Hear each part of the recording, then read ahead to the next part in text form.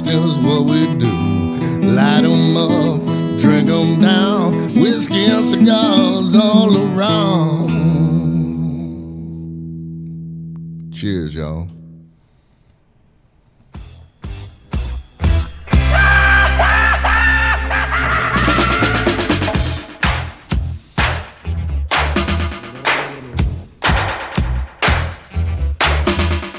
Well.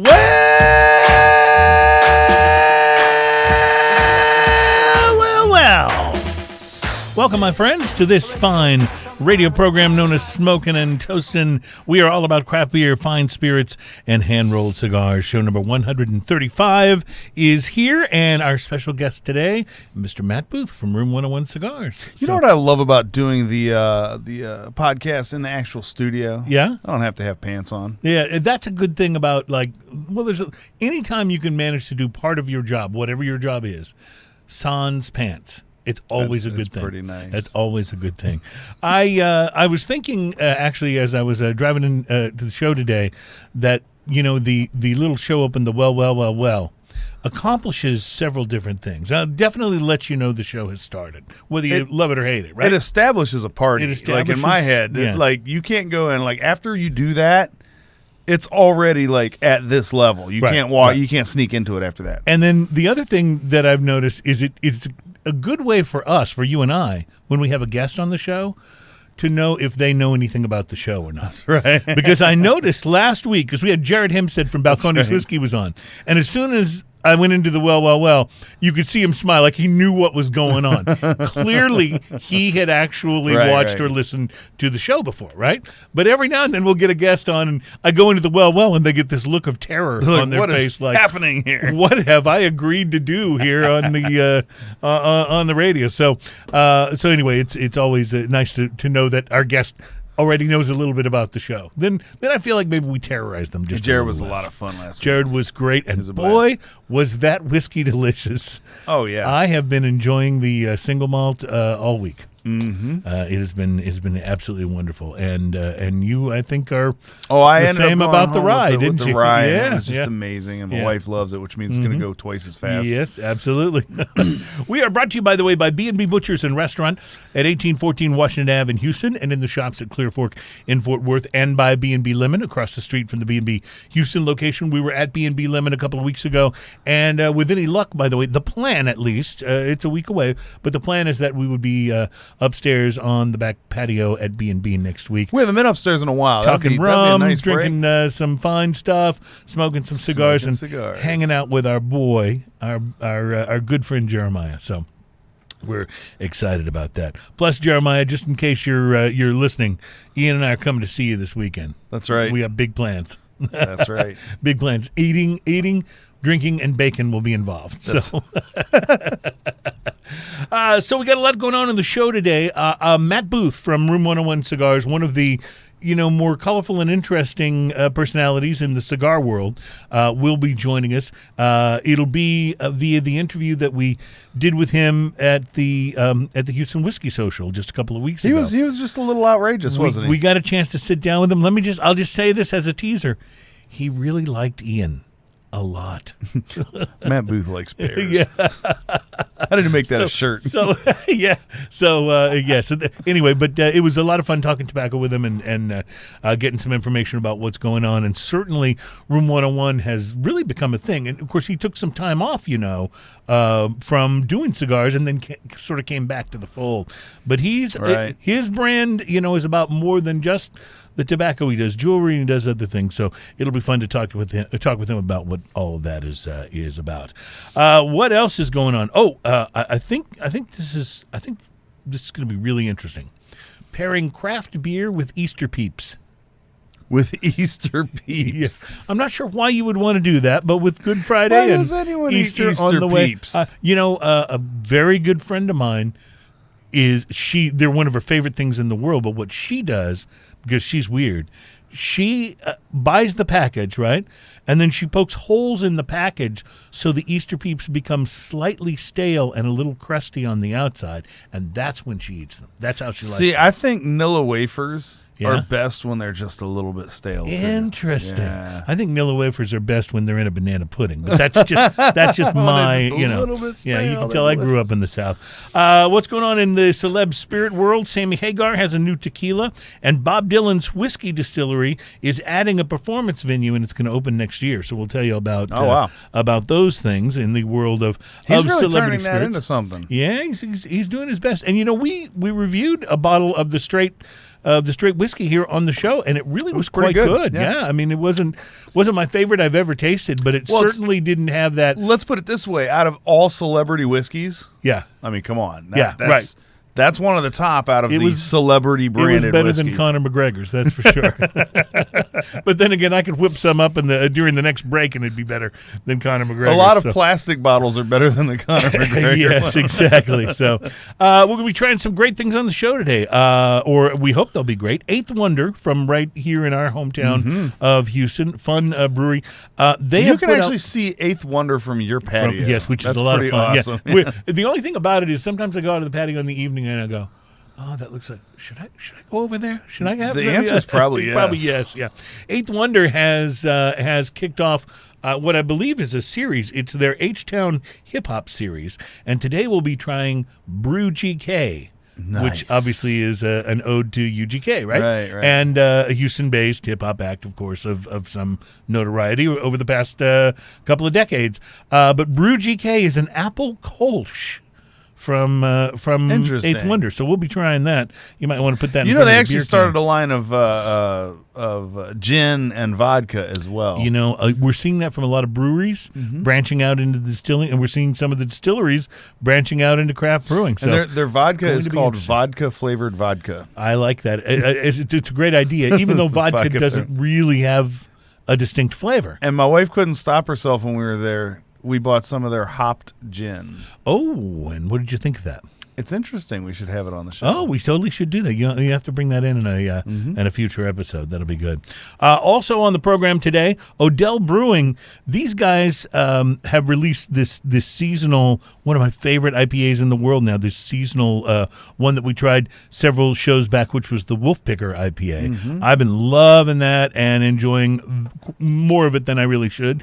They've now released a limited edition Imperial Peach IPA called Tree Shaker. We'll be sampling that on the show today.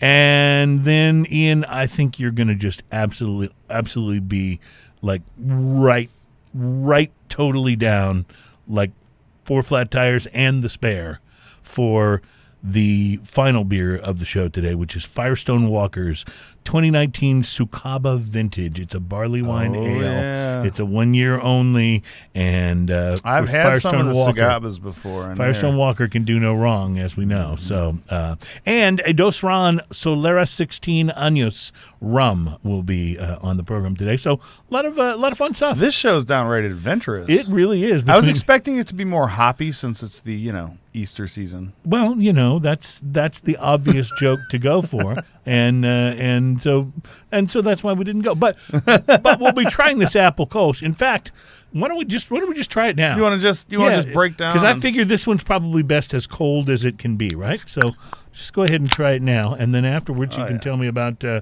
know what I like about this already is it's in a can, so there's no UV. See, I knew you were going here. I knew issues it. at all. It's nice and sealed. You don't have to worry about. Well, hopefully you would want an apple Kolsch to be very fresh. So I think so. So this is BrewGK. So it'll be interesting. As far to the best of my knowledge, this is the first in the H-Town Hip Hop series. Maybe show that back to the camera. But it smells like smells like apple. It's interesting. It's not a real bitter apple smell. Kolsch style beer brewed with apple juice. It says. Brewed and canned by Eighth Wonder Brewery, and it's 5.7%, and that's about all we know about the BrewGK. Ian, maybe you can put it on the back over on the beer cam. Beer rotation stand. Here, let's fire it up. It's high-tech rotation. That's the motor running there. Yeah, and that's the sparkly music that you should have for any beer cam rotation. So it's basically just a Kolsch brewed with apple juice. They don't tell us a lot about it other than that's what it is. All right, I'm waiting to see what you think of it because I'm picking up. You smell the apple. Yeah, I'm picking up a little bit of apple on the nose, but mostly it just smells like a Kolsch, basically. Yeah. But it smells like a sweet apple, like a red apple, not like I was expecting more of a green apple kind of smell. You're right, which would be more tart, and this is more like the red apple, which is that. Well, it's like the apple pie, although this doesn't have that sugariness of an apple pie to it. But what I find on the taste, and what's interesting too, is this is a very viscous Kolsch for what it Kolsch, is. because Kolsch is usually a very light mouthfeel. Yes. But what I find interesting is it tastes like a nice Kolsch with a hint of apple, but like if you ever peeled the apples and ate the peel, yes, it's like right next to the peel kind of thing. So it's a little more on the bitter side, but it has that real fresh red apple kind of flavor to it, which is funny because it's actually brewed with apple juice from it instead of actually the apples. I really think this is going to be a big trend this summer, and already is really these lighter beers. Kolsch's. I think we're going to see the Goza swing back around for a big, summer. The light beers. We had the Fireman's 4 Light on the show last week and really enjoyed that. To me, this is kind of in that same category. Very refreshing. I think it's an interesting Kolsch with a hint of apple. I think that would be the best way to describe this. Because in the bulk of the palate, I'm not getting a lot of that apple. But when in the aftertaste, on the finish, there's definitely a little bit of that. I bet this would be great on draft, like really cold on draft. I'm actually wondering. I wonder if I get more apple if I let it warm up a little bit too. That's also possible. You might want to try that.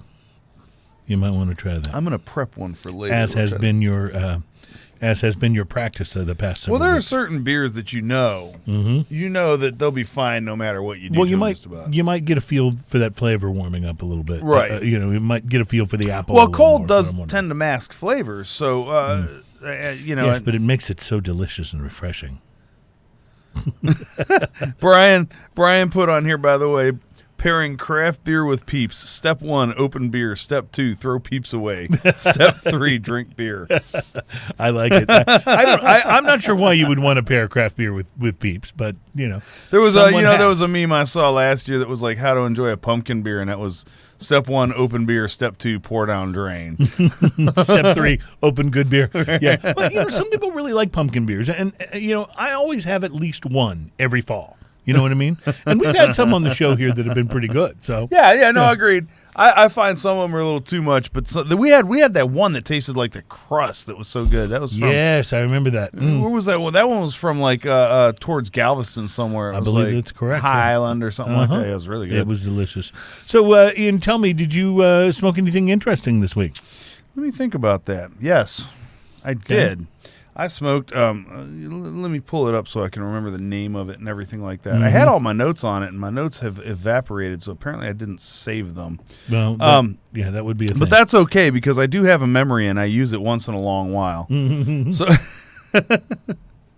So I had a Curivari Aristoteles. I think that's how you say it. Curivari Aristoteles. Okay. Aristoteles. I don't know how to say this, but Aristotle. I'm going to go with Aristoteles. Okay, so this was the hold on. So that's the problem is I don't remember what it was called. Oh, it was the Metafisica. The Metafisica cigar. Okay. Metafisica cigar. So a friend of mine actually, I met up with him on Monday, and I can't smoke in my vehicle anymore. Oh, yes. So I stopped on the way home at the cigar shop, and me and him went and found a coffee shop and smoked outside. Nice. And that was all right. So he recommended. He's like, "This is a good cigar." So I picked it up, and I sat and smoked that cigar last night. And the appearance on this cigar was a bit rustic. It was a bit veiny. Bumpy. It was not a real smooth looking cigar. It was pretty in a very natural leaf kind of way. It was about a medium brown in color. The construction was nice. It was firm but not too firm. I used a punch on it, and the draw was awesome. The draw was really nice. It was perfect. The pre-light. The pre-light draw on this was nice and easy. It had lots of leather and cedar and hay and kind of barnyard kind of like tobacco and barnyard kind of flavors are really, really nice in there. Now, when you say barnyard, this is a positive flavor. There's a aroma, right? I don't really know how to describe it without saying the word manure, but there's a slight, which has a negative connotation. I don't because it doesn't smell but there's a richness. Well, think about peat. But there's a richness to the soil that's like that, or peat has. Peat that is based on decomposition. Yeah, but, right. But there's still something about that aroma that is enjoyable. Well, there's a very distinct. If you've ever been on a farm that's had animals, whether it's horses or whatever. It's a very distinct smell. It's that rich soil plus the manure plus everything else. I mean, it's just this, and the hay and everything else going on, and that's what I call barnyard. And it's to me, it's a really nice smell. It's like it takes you to a place. It's sort of earthiness and fresh, it's not, right? Yeah, and even though I say it has some of that manure smell in it, it's not a bad thing necessarily. It's just it's a natural smell. Right. Now I wouldn't want my face in a pile of manure or anything to smell that or anything, but you get the idea. It has a little bit of that. No, I got so it. anyway, it has some of that barnyard and kind of hay kind of smells and things like that really, really was pleasant. A lot of leather and a lot of cedar going on. The initial light on this, it had a very mild initial light. Like a lot of them are very peppery at the beginning. This had a very, very light amount of pepper in the initial light. It had a lot of like dank hay kind of flavors, tangy hay kind of flavors that were really nice.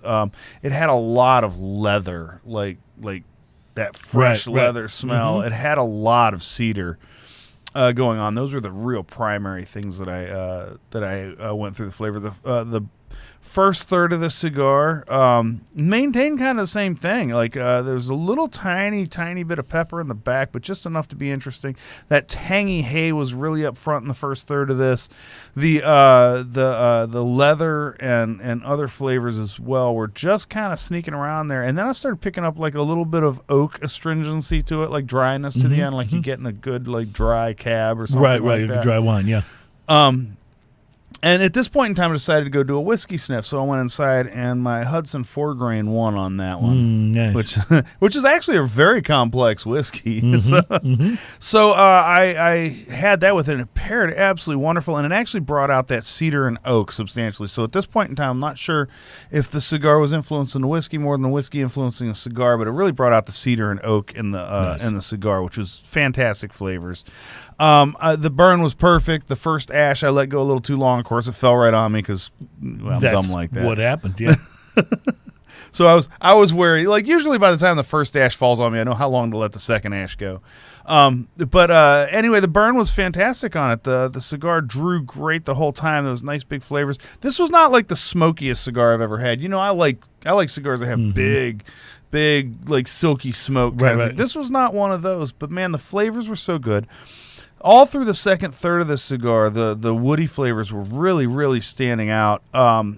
When I got to the last third of the cigar, again, the burn was just outstanding on this thing. The burn was perfect. The draw was perfect the entire way through. Construction was great. The last third of the cigar started ramping up. That tangy hay started getting really, really prominent, and then started picking up some pepper flavors in the back, kind of a sweet and like a sweet spiciness to it that just kind of lingered around the back of the palate, like the outside edges of the tongue back here. And that was really nice, too. At this point in time, I went in for another whiskey sniff, and oddly enough, my Woodford Reserve got it this time. Nice. And yeah, not bad, right? And you're doing all right. Yeah. And it seemed like this cigar was a bit of a whiskey chameleon. Like you could just, I felt like you could almost put any whiskey with it. And the flavors in this cigar would just kind of like, depending on what the whiskey tasted like, would almost just like adjust themselves, Yeah, Go, that's very cool. Well, you got that kind of whiskey, so you're going to taste this now. And to me, the last bit of that cigar was a little more of that sweet spice, and tangy hay with a little of the pepperiness, and but it also had a little bit of a fruitiness kind of underlying the last bit. I smoked that cigar till it was burning my fingers. I got to tell you, I give it a 5.5 to a 6. I think it was in the neighborhood of an $8 cigar. I forgot to look that up. I put it on my list, but obviously I didn't save it. But I will tell you, frankly, if it was a $10 cigar, I still get a 5, easy. You Nice. get everything you're looking for. You get a nice complex cigar. It was a smaller shape. If it was a bigger shape for that same size, might have gotten a little higher. It's a great cigar. How about you? Awesome. I tried something that I saw had been rated very highly, the Villiger Le Flor de Ynclan, the Robusto. Le Flor de Ynclan, which is Ynclan. So I've seen that. I hope I'm pronouncing it right. Medium brown cigar, a little bit rustic, but nice looking.